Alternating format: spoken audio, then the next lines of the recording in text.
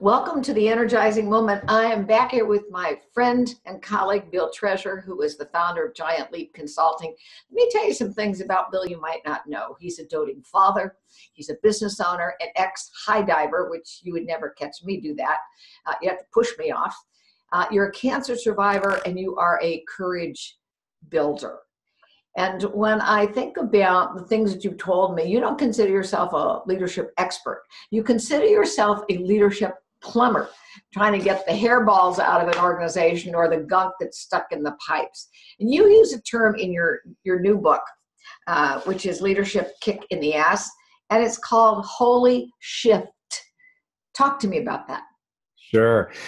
Well, and I do consider myself a leadership plumber. I just think it's kind of pretentious to call myself an expert, right? I mean, the reality is that I work every day as a practitioner, working with leaders directly, one-on-one, not above them to give some sage advice that I have that they don't already have. But I work with them on real-life challenges, and I got to roll up my sleeves and start plumbing with them. And it's a great job, and I've learned so much from the leaders I've been able to be blessed to work with. They've taught me a lot. This idea of the holy shift is really essential for a leader to make. A lot of times early on in your leadership, a lot of times because of your own technical prowess and expertise, you'll get moved into a leadership role not because you wanted to be there, but because people saw you as operationally or technically proficient, and now they want to put you in charge of a team. So all of this expertise that you've exhibited leads you to getting to be a leader, but they didn't give you a roadmap on how to be a leader. Nobody gave you a playbook. So a lot of times the only references you have are the leaders who led you, and ultimately probably one of your parents, mostly the dominating one. So you may not know how to lead. A lot of times it's your own climb in the beginning, your own sharp elbows of ambition. Your leadership is really about yourself early on. And then oftentimes you'll suffer through a leadership kick in the ass, the title of the book, and you'll have a humbling event.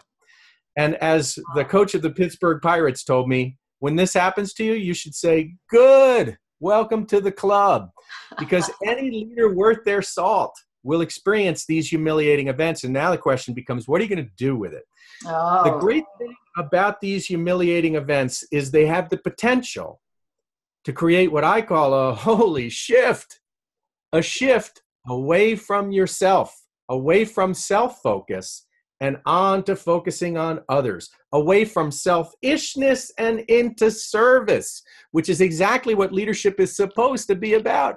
Creating opportunities for growth and development to better the lives of the people and the organization that you serve. So the holy shift is never forgetting the number one law of leadership. It ain't about you.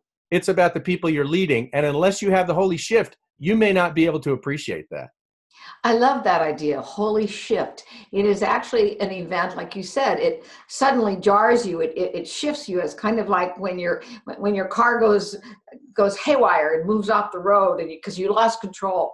And when you lose control, you realize, oh my God, I wasn't paying attention. I wasn't on target.